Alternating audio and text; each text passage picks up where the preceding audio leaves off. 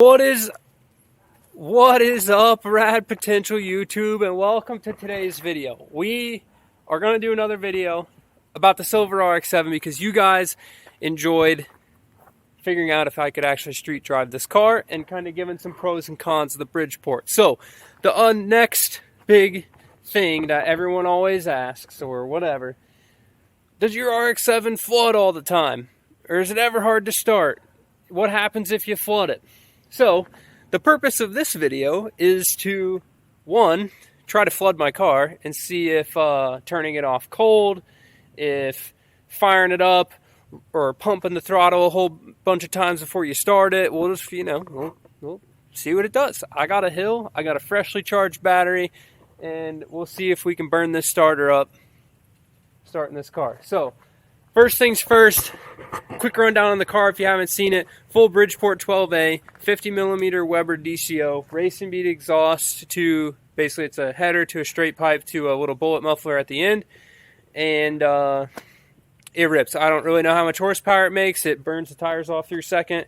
And on New Year's, we did like a 2-minute burnout. So I need to top off the coolant because I pegged the gauge.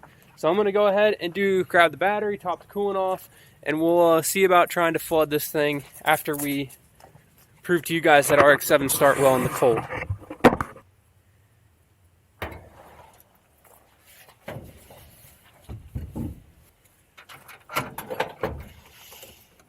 Oh, it's a little dry down there, yeah? Okay. So, it's not like freezing nuts cold out here, but here's your proof. Engine completely cold. Haven't even, got in this car in a while, but it's never not started. It's probably 40-ish, but it'll start when it's colder. So, the general procedure to start my personal car, if you want to come and snag it, key on, you hear the pump make pressure, probably like 10 pumps, and then it fires right up. See, you hear it there running good? Alright, let's turn it off and floor it. Is it flooded?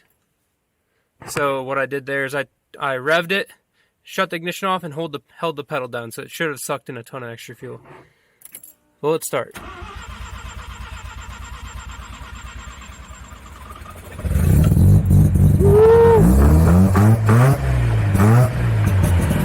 Alright, so what I did there to get it started was cranked without touching the throttle pedal. So all it's doing is shoveling all that fuel out.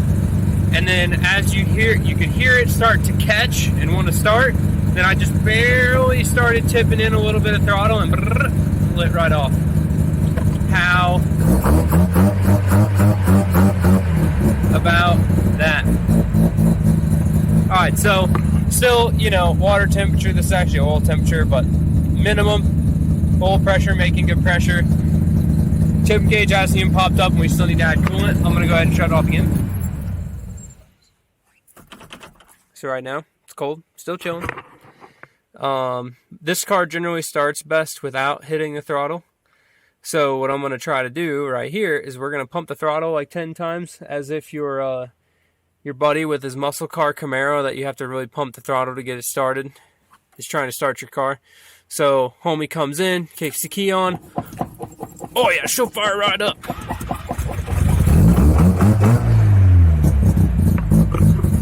As it turns out, it likes the extra fuel.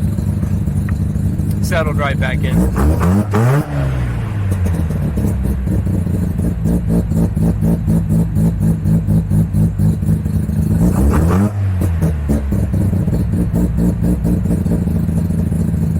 So, what other ways do you think we could flood this thing?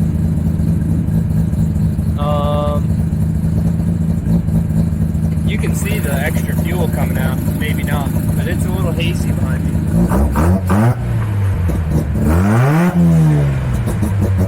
Do some cold revs.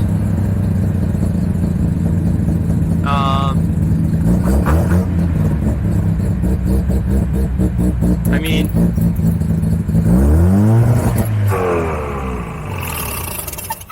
Alright, so that's me holding the throttle pedal down. So how the Weber works, it should have sucked a bunch of fuel in there.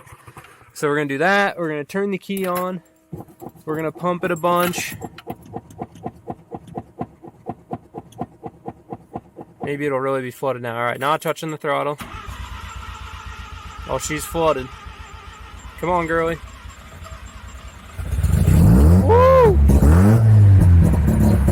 Alright, so when it started to catch again, same thing. Rolled into the throttle a little bit, and it caught right off. You can tell it was flooded right there because it just didn't want to fire right back up. So here's a normal, you turn it off like without doing anything stupid, and it literally fires. I don't have to touch the throttle.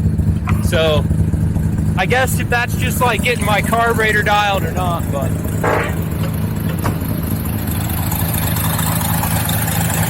oh yeah, you can definitely tell we've been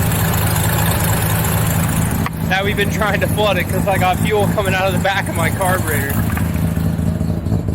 So, certified ripper that you can, Rad Potential will certify that you can, in fact, make a Bridgeport big carburetor rotary engine start in adverse conditions.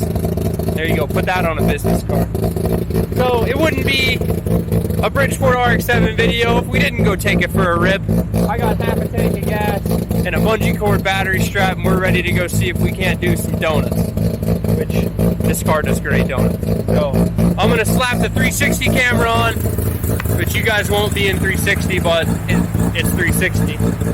And we're going to go down to the overpass and do some figure eights or something. I don't know. We'll see.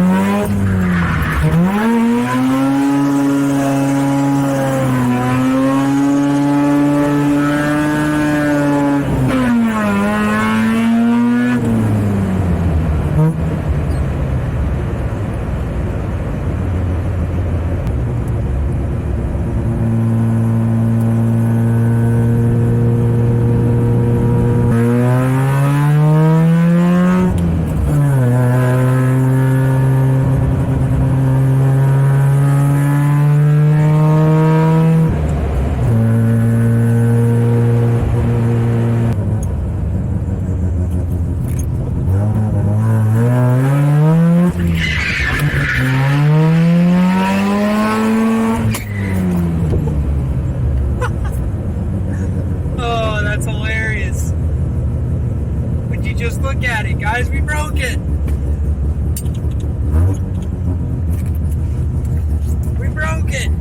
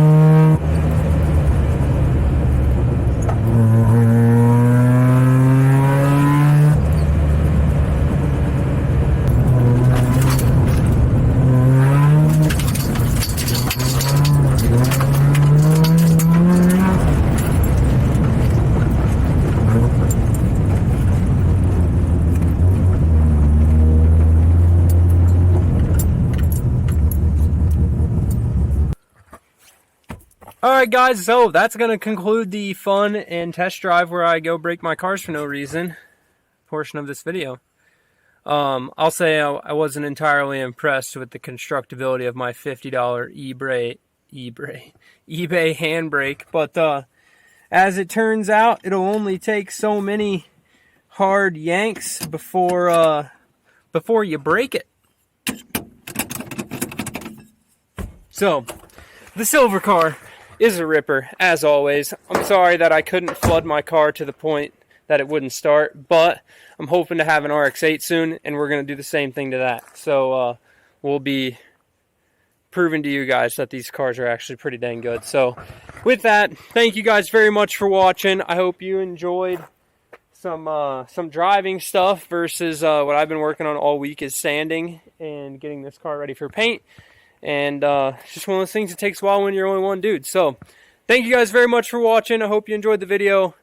Subscribe if you want to tag along for the stuff that happens down here at the Rad Ranch. And keep it rad.